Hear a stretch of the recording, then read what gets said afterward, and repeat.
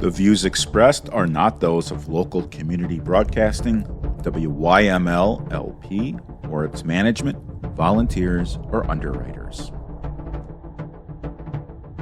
Greetings and welcome to the Personal Safety Show. This is Marcus Melnick from Firearm Mentor, your host.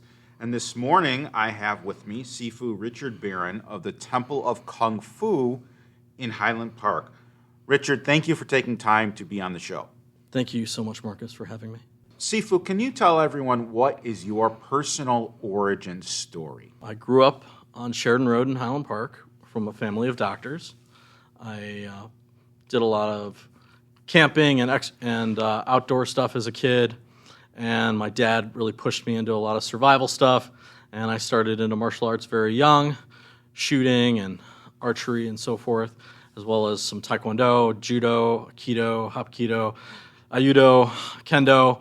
And as I did all that stuff, I began to shape myself into a warrior. And through that process, I observed that what I was learning was very sport-oriented. So I outgrew summer camp, and it was time to find something new to do. And I found a retreat center called Little Nine Heaven, and they taught a whole bunch of stuff I couldn't pronounce. And they taught meditation and qigong and a system called splashing hands, which I had no idea what that was, or xingyi, bagua, Chen-style tai chi. And I thought, what's all this stuff? And a whole bunch more stuff beyond that. And so I thought, okay, maybe I'll go learn something I don't know. So I end up as a teenager at this retreat, and I walk in, and there is a giant dude who immediately says, punch me in the stomach so you know my Sifu is good. And I'm like, you want me to do what? He's like, punch me as hard as you can in the stomach so that you know my Kung Fu teacher is awesome. So I give him my best Taekwondo punch, something that would break somebody's ribs and it just bounces off the dude. I'm like, okay then, I guess you have something cool to teach me. That is where my journey to become a Kung Fu monk began. That's awesome. So you refer to yourself as a monk. Can you tell everyone what Sifu means? And it's not seafood, it's S-I-F-U, Sifu. It sounds like seafood, but it's not. Sifu or Shifu, right? Either one, depending on where you are in China, who you're talking to. And when I say Kung Fu monk, the school we're running is a school that has live-in programs where people come from across the country and they train all day long. Very shortly, January 2nd, we're doing a program for 2 weeks where it's 8 to 10 hours a day for 2 weeks straight. And it's like all day, every day, Kung Fu, and we love it when people come from all over to participate in our Kung Fu lifestyle. And so when I say monk, it's like we teach Taoism, Buddhism, Confucianism, so we're teaching the religious aspects and the philosophical aspects of Kung Fu, and they transform people, not just physically, but psychologically and spiritually. And we help people become their best and heroic self. Back to my origin story. So I go to this retreat, and I start living at this place, and we train all day long, every day. My days start out with rolling out of bed for a 3-mile run, and then immediately doing some iron hand training, and some qigong, and some calisthenics. And knuckle push-ups and fingertip push-ups became normal.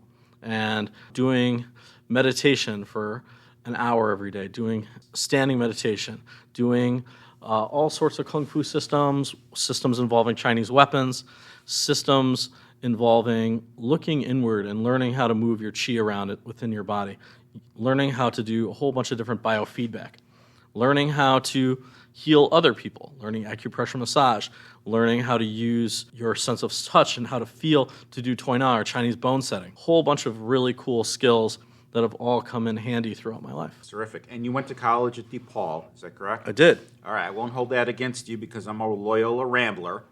That's there you go. A little bit of humor there. So what's it like for a Jewish kid to go to a Catholic university?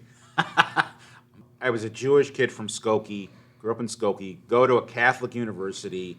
I have to take classes in religion, and I pick one. It's called the Old Testament, and I'm like, great, that's awesome, it's perfect, right up my alley. I walk in, and it's taught by a Jesuit.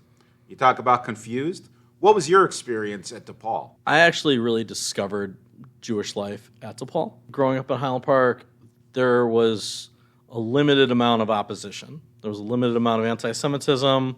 I encountered a little bit throughout my life, but when I got to DePaul, in an extremely open campus. They were having Islamic Jihad and Hamas members come and speak on campus. They were having they built an apartheid wall through the cafeteria. And this was pre-September 11th. The American public didn't have as much education on terrorism as we do today. We started a group called Israel's DePaul Friends, or IDF, on campus. And I organized that. I organized a Kung Fu club, and I was teaching Kung Fu quite a bit at DePaul. And we got some huge grants that paid for my teacher to come in and teach us. One of the things that I did as well, knowing the campus system very well, was we were able to really fight anti-Semitism. We brought in speakers. We really fought the good fight on campus. And then September 11th happened, and it just shut down the opposition. It really changed the nature on campus of what it was like for Jews, because really terrorism became very passé. And their cause did not get the same press and did not get the same view. And I learned a lot. I did a internship with AIPAC, which is the pro-Israel lobby, and I learned a lot about how to fight for a cause, how the levers of power are wielded in Washington, and it gave me a lot of insight into how to wield power. So let's fast forward to today, or about 20 years ago. Can you tell us the history of the Temple of Kung Fu? How did this come to fruition? What are some milestones that you've experienced over the years? I came back from my first summer of training, and I had all this unique information that no one in my community had. And my teacher said the only way to stick with it is to teach. So I grabbed a couple of my friends at my Taekwondo school, and my Taekwondo teacher was gracious enough to let me run a class on the weekends, and I was able to begin teaching and also begin my process of figuring out how this was going to become part of my life. During that summer, a whole bunch of things had fundamentally changed within myself. Like, when you spend 2.5 months being a Kung Fu monk, you think to yourself, now what? Like, what is this? How does this change who I am? And everything was different. The Kung Fu I had learned was all life and death and lethal and very efficient. The health stuff I learned changed my view on health. The way Taoism does its thing is it's very interested in sexual health. So it really changed my view on sexuality and how to use sexual energy to fuel life extension and change things within your body, and how to use the sexual energy to make your chi more powerful, which is a very interesting and exciting thing to be able to do, because it fills you with enthusiasm and drive. It really fundamentally changed the way I see the world, and also changed the way I see fighting, because our combat stuff is for a situation where you can't not be there, you can't leave, you can't get help, you can't talk your way out of it, and now it's time for violence, Kung Fu, and how much violence and how severe is based on the situation you're in, how much uncertainty you feel. When you feel a lot of uncertainty, you tend to use a lot of force. If you feel very secure in that situation, you can have a Jackie Chan fight and no one gets hurt. Either way, the ability to relax in combat, the ability to flow as things change. This is a beautiful thing to be able to cultivate. Well, you just answered my next question. Thanks a lot. And I'm kidding when I say that, which is, how does Kung Fu differ from the other systems, the Taekwondos, the Karates, the Hapkidos? Aren't they all the same as far as when it comes to fighting? I want my listeners to know that this is my dream, teaching people about safety. If it weren't for you, if it weren't for my listeners, I couldn't live my dream. So on behalf of my family and myself, I want to thank each and every one of you for allowing me to live my dream. And I also want to continue to live my dream, and I'm excited to continue to spread the word of safety. Recently, I began a new service as a conference keynote speaker. So if anyone would like for me to speak at future events, or if anyone knows of an introduction or would like to discuss how we can work with one another, I'd love to do just that. The keynote speaking website is www.stress2logic.com. That is STRESS 2 logic.com. If you're aware of any conference speaking engagements where you'd like to have me speak, I'd love an introduction. You can always share my electronic business card, which is Marcus Melnick, MarcusMelnick.com. Now, back to the show. So they are not only vastly different, but each culture has its own martial system. And whether you're talking about something coming out of the Philippines or something coming out of Japan or Okinawa, or something that is taken from Japan to Brazil and changed there, there's so much evolution with martial arts. And the incubator of China, the Chinese civilization, is very, very old. The systems that I'm teaching, their origins, some of them go all the way back to 2700 BC, to the Yellow Emperor.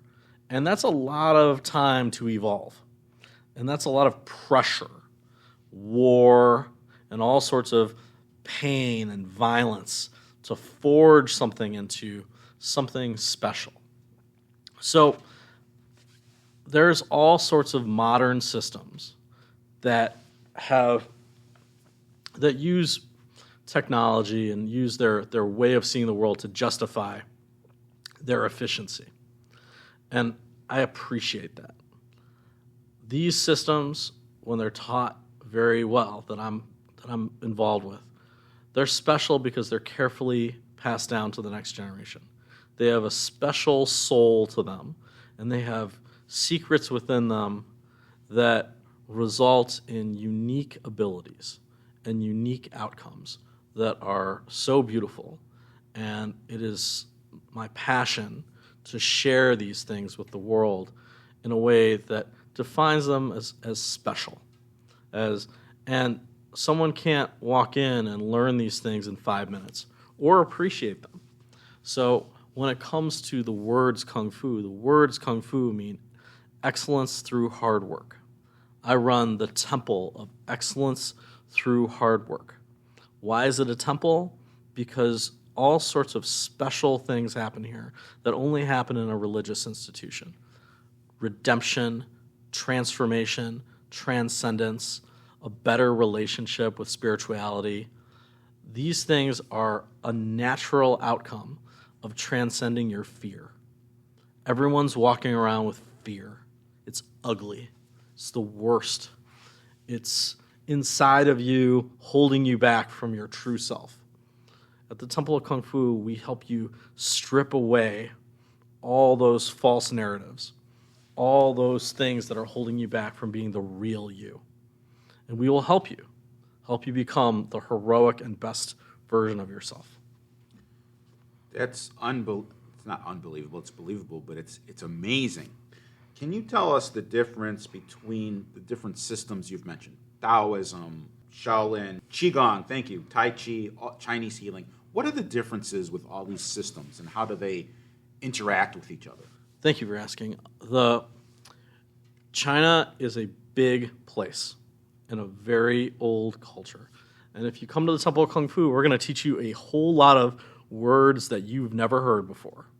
And we're going to show you a whole bunch of ideas that you've never experienced before. Taoism, or the philosophy of the way. Tao means way. It is trying to help you comprehend the incomprehensible. Taoism is a system of paradoxes. It's going to say to you, there's this way things do their thing. The way biology, physiology, psychology, the way the universe works, the way the world turns, the way everything does its thing. And it's unfathomable because some of the processes are so microscopic. Some of them are so big and huge and tremendous. We cannot imagine it all. But it's all happening to us. And it becomes the great mystery, which we can only partially define. And this turns into the idea of accounting for the unknown and risk management. Because if you live in a world where there's a whole bunch of unknown processes that you don't fully understand, you have to relax and observe the way things do. There's your personal way, the way Marcus does, the way Sifu does, the way we do. And then there's the way these Kung Fu systems do, the way of splashing hands, the way of Xingyi, the way of Tai Chi. Each one of these systems has a particular way that it does its thing. And it helps really define what a martial arts system is the way it's done. The way you define yourself is the way you do the Tao of you. How do you see the world? What is the filter all that information goes through? Are you perceiving reality in a way that is caging you because you see it through negative outcomes and your anxieties and fears? Or do you see the carpe diem? Do you see the seize the day? Do you see how you're one step away from $1 million? How you're one step away from absolute success? You're one step away from happiness. And a lot of it has to do with how you see the world. So does the way you see the world align with your recipe for happiness? So if you had to define what is your recipe for happiness, is the way that you see your world aligned with your recipe for happiness? And I would suspect that for most of you listening, you got some work to do there. And this journey of helping the way that you do your thing, the way that you are you, to align that with your recipe for happiness. And you're going to say to me, well, I'm scared about something. I have these feelings of anxiety. I have these things, these tensions holding me back. I would go back to another philosophy, Buddhist philosophy. And I would say to you, there was this guy a long time ago, and he had this crazy thought. Attachment is the source of all suffering. And then he had a second crazy thought. As soon as you let go of that attachment, you're free from pain. Do you know who said that, Marcus? Yoda. Not quite. Buddha. Oh, Buddha. Right? And those are the first two noble truths of Buddhism. And the idea that we can let go of the hot coal of our suffering and be free from our pain instantly just by changing our mind. And in combat, when the bad guy walks up to you and says to you, I'm going to take from you, are you able to relax and not grab onto his words or how big he is or the knife in his hand and stay instead, au contraire, I'm the one who changes things, and relax and solve that problem efficiently? Let me ask you about Qigong. Is that the yin yang? Is that a symbol of that? So yin and yang is its own Chinese philosophy, and it's wrapped up in Taoism. It's the symbol of Tai Chi, which is one type of Qigong. Qigong means moving with proper breathing. And there are many, many, many, many Qigong exercises. And there's also something called Nigong, which is moving the energy around with your mind. And I teach quite a few different Qigong exercises, and each exercise has different health benefits and are very useful. It's clinically proven to lower blood pressure and help with blood pressure. And when people talk about Qigong, it brings balance back to the body. And people are like, well, that sounds really hippy-dippy. What the hell does that mean? And what I would say to you is, my students that do Qigong, suddenly they're internal balance, their homeostasis, suddenly their homeostasis of their just rightness gets a little more just right. And I know that sounds vague because it has many, many effects within the body. It affects the body's metabolic process. It affects your lungs, and it can affect individual organs. There's Qigong exercises that specialize in each organ. There's Qigong exercises that do many, many different things for sexual health, things for breath holding. Many, many cool outcomes have come from me teaching Qigong. I've had many cases of seeing significant health outcomes, and not only that, but also people who did not have a lot of energy suddenly feel energized and feel alive, and it brings people back, and it's beautiful. So that's all about physical health. What about, how does martial arts and Kung Fu and all these systems, how do they help mental health? This is so important. I've been teaching for 28 years. I've been teaching Kung Fu for 20 years, teaching martial arts even longer than that. When it comes to the idea of how this helps mental health, I have seen outcomes that are incredible. People with severe depression, who've lost hope, who are anxious and can barely get out of bed to come to Kung Fu and are scared to walk in the door, I've seen them go from those feelings to carpe diem, heroism, and incredible transformation that that would make a psychologist go, "Wow, that's pretty good. What meds are they on?" And there are clinical studies that show that mindful exercise works just as well as anti-anxiety medication and antidepressants. And you should Google that because it's worth looking at. Because those pills, sometimes they have side effects, sometimes they don't last, and you don't want to be necessarily held hostage to a pill for the rest of your life because they do more than just affect that one part of your body. So how are you, even when you're on the pills, going to work on yourself so that eventually you can let that go? Kung Fu is a place where you can figure that recipe out. And we work with a lot of doctors and psychologists to, as part of the care team, as part of your team of people that would help you overcome those problems. And we care very deeply about every single student. We're deeply invested in their recipe for happiness and helping them align that with the way that they do their thing. With the way that we're talking about martial arts, I have a huge science background and a background in medicine. And so I'm able to translate a lot of what other people who don't have that background, they're just going to say the chi. And that's cool, but it's very vague and not very helpful for someone's understanding. And you can lose a student by not communicating your ideas in the right way. Whereas here at the Temple of Kung Fu, we're pretty good at showing you the mechanism and the clinical pathway and why it's going to work for you. And we do a really good job of explaining the why part for most of what we're able to do for you because it's deep.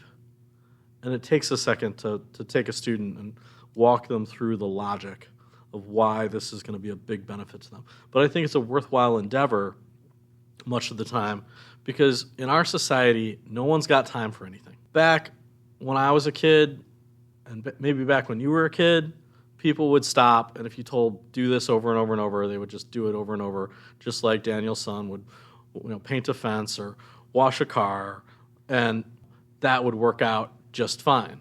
When it comes to our society now, we're all on TikTok. We got the attention span that's non-existent. So Kung Fu is deep. It takes time. You don't get results instantly. Many, many times, everything's a test to see if you're worthy of learning, to see if you're deserved to get to that next thing. And that's weird. It's a test? Yeah. All my training was all a test. It was are you worthy of the secrets? Are you going to train hard enough to deserve this? When my teacher got to his last teacher, he showed up at the guy's house. The guy said, "Here, sit on the couch," and came back 8 hours later. And then said, "Oh, sorry, I forgot about you. Come back the next day." And then he came back the next day and sat on the couch for another 8 hours.